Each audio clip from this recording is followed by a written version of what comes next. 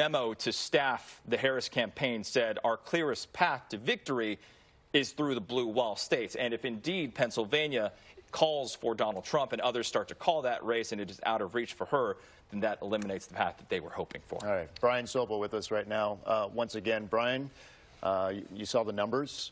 Your reaction tonight? Well, Pennsylvania, I think we need to wait just a little bit longer. Yep. Fox is making the call. AP, a lot of other networks aren't yet making the call, but Greg summarizes it perfectly. The blue wall may not hold tonight, and if it doesn't hold, Donald Trump is the next president of the United States. I want to ask you, Brian, and also Greg, what you make of, there's a lot of talk about the polling ahead of election night and whether it was off, whether it was going to be close, whether the polling was going to accurately reflect what the outcome was tonight. How do you think the polling was? We knew it was going to be close, but there are some trends, as we mentioned, that showed some early signs that Harris wasn't going to be as strong in this as maybe some pollsters anticipated. Possibly, but you know, the polling was within the margin of error in all 7 swing states.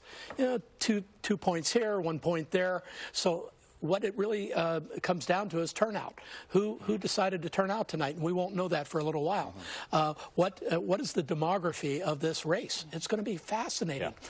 But as I've said before, I think we're going to find that people just felt like the economy was leading the way, and one person didn't address it as much as the other person did. And I wonder what those late-breaking voters look like, right? People who decided in the last week or the last couple of weeks who they were going to vote for. People who were undecided if they were going to vote at all. Which way did they break? You're talking about Gen Z, young people, first-time voters. Which direction they go? Another place to look in terms of kind of the makeup of this race that we'll sort of dissect in the days to come.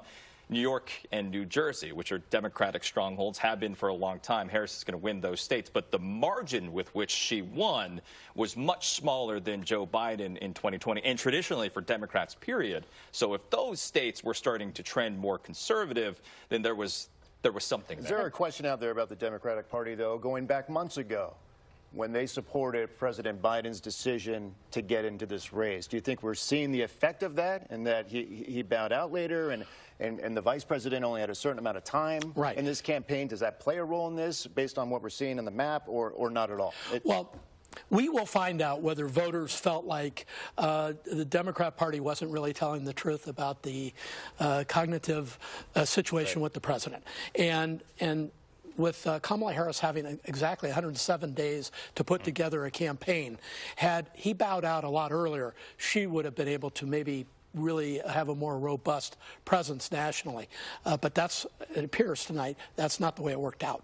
And to your point earlier, there are a lot of previous presidential campaigns going back to the early 90s where the economy was the deciding factor. You know, I've talked about it a lot, but that's how Bill Clinton came to office.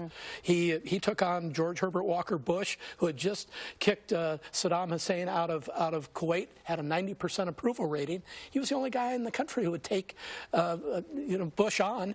And I said earlier, you know, James Carville, who we all know, said it's the economy, stupid, and that's what he ran on. And Ross Perot had a role in that. But People's bottom line is, people's pockets. Absolutely. Absolutely. All right, Brian, thank you. Greg, thank you.